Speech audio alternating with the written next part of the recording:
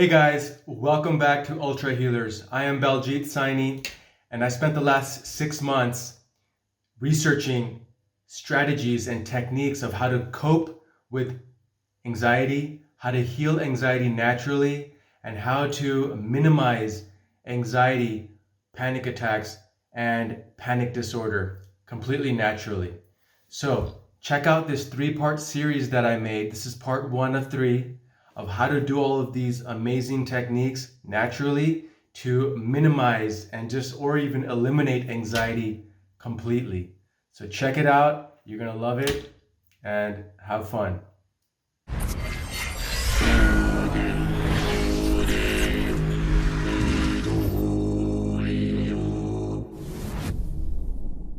Anxiety treatments, therapies, and coping strategies.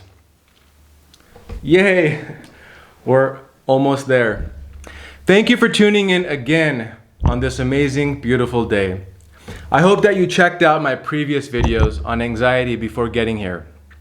This video will be jam-packed full of information on anxiety treatments, lifestyles, goals, different types of therapies, and coping strategies, as well as relaxation techniques and alternative therapies. I have tried all of these things and still practice most of them except the medications, because I personally don't believe that we should be taking a pill to fix our nature-given bodies or minds. If you feel differently and feel that medications may work for you, that's fine, but please discuss medications with your doctor. I am not a doctor, so I will not be giving medical advice, just sharing things that have worked for me and give you the most natural approach on healing your anxiety like I healed mine. Okay, so let's start with medications. First, I want to talk about this. I have tried my fair share of medications, but they didn't really work for me because my anxiety was beyond what a pill could do. The very thought of actually taking a pill tripled my anxiety. And each time I tried the medication route, medications pretty much failed for me because my body started rejecting foreign things. And I just couldn't get a handle on the hyperventilation or air hunger I was feeling due to the anxiety. It was overwhelming and made me feel like a fish out of water, just flapping its body all around, trying to breathe. It was horrible. I just want to go over some medications that doctors prescribe for anxiety. So if you feel like you need medications, you can talk to your doctor about it. In my opinion, therapy has the most benefits over a pill. Actually, there have been many studies done on this with the placebo effect.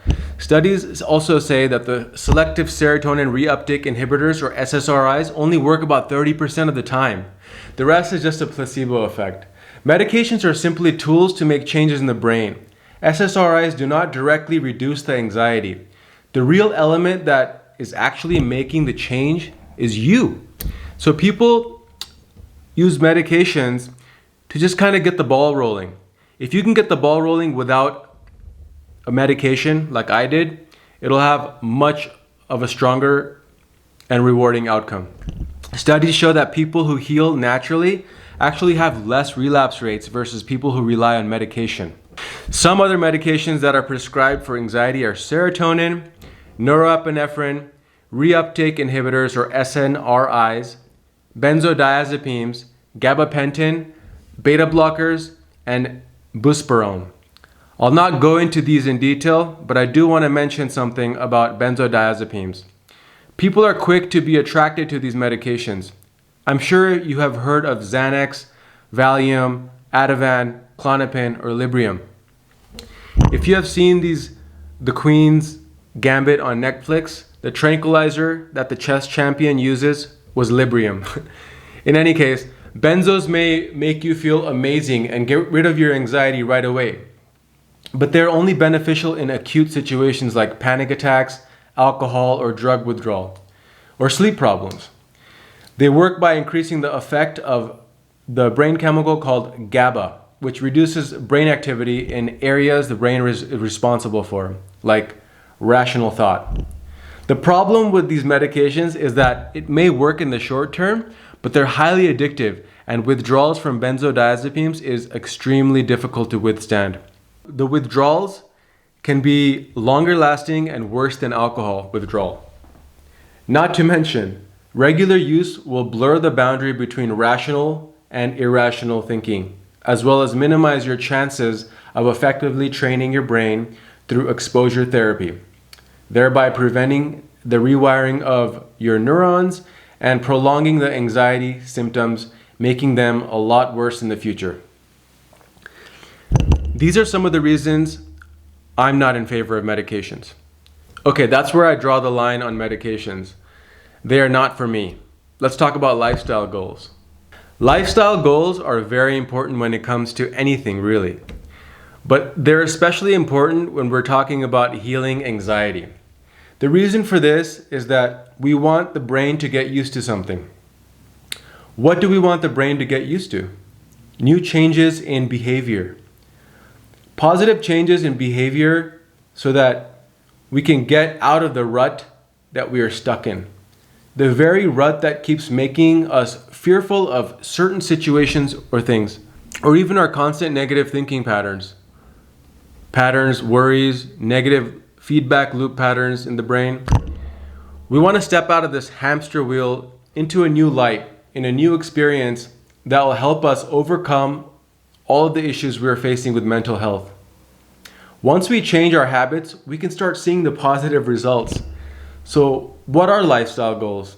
The list is a bit long, so don't freak out. Doing a little bit every day towards these goals is the key to rewiring your brain. Here are most of the lifestyle goals I try to keep in mind for myself. Removing negative habits, fixing poor diets, exercising regularly, being mindful, meditating, socializing, reducing or eliminating substance abuse, finding support groups, getting help, finding a therapist, creating a beautiful morning and night routine, focusing on breathwork, using relaxation techniques, getting a massage once in a while, removing negative thoughts, creating a gratitude journal, organizing your house, organizing your office or your car, eating healthy food, avoiding late night dinners, implementing yoga into your schedule, reducing cell phone and TV watch time, drinking green tea, being aware, being a witness to my thoughts, listening to relaxing music, reducing electromagnetic frequency exposure, and having a cheat meal once in a while. That's really important. I wanted to give you a list of some of the lifestyle tools and goals that I focus on to give you a big picture of what I'm talking about when I say lifestyle goals. These are goals that you can stick to for life. Goals that will not only make your life, health, and looks better, but will also make you feel energized, rejuvenated, and best of all, heal your anxiety. Okay, now we're gonna move to exposure therapies. I touched on exposure therapies in a few of my previous videos. Exposure therapy is crucial for healing anxiety. Exposure therapy is a technique in cognitive behavior therapy that involves exposing the client's or patient to an actual thing or situation that causes anxiety while keeping in mind that there's no danger involved. For example, let's say you get a lot of anxiety from social gatherings, but really you want to socialize. You avoid social gatherings because you know that your anxiety will really get bad, and the thought of going out or having people over triggers panic. Well, either the therapist will give you suggestions on how to steadily work up to socializing, or they can actually participate with you during a potential trigger-causing event. This is called in vivo exposure, which we will talk about in a minute. In this situation, the therapist may suggest that you first call someone and talk to them on the phone. So for the first week or two, maybe call a friend a couple of times and have a discussion. Then perhaps video chat with someone the following week. Then perhaps join a group and video chat in a group. Introduce yourself to everyone and share a story. There are all kinds of groups out there. You can even join an anxiety support group.